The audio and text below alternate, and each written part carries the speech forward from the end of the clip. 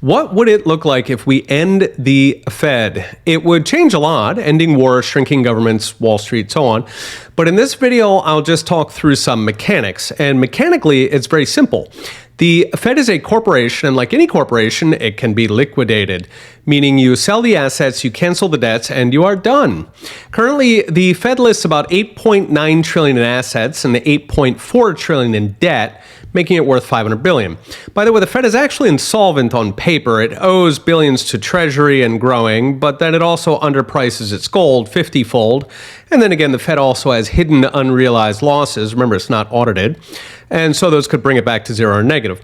Still, taking the Fed's numbers at face value, those assets are made of $5 trillion in government debt, $2.5 trillion in mortgage-backed securities, $700 billion in loans and other assets, and then the gold, set against $8.4 trillion, which are the Fed's debt.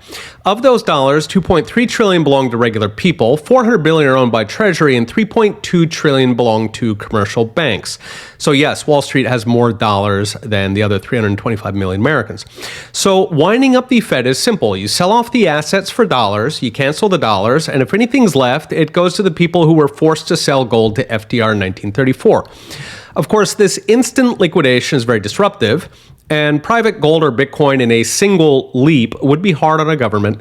So you might want to go the gradual route and keep the dollar, but simply make it redeemable in the Fed's existing assets. So you bring $1,000 to the Fed, you get a $1,000 bond or mortgage-backed security in return. Of course, all those treasuries and mortgage bonds fluctuate, and so simpler yet is to declare that a dollar is redeemable in some fixed benchmark, say 1/2000th of an ounce of gold.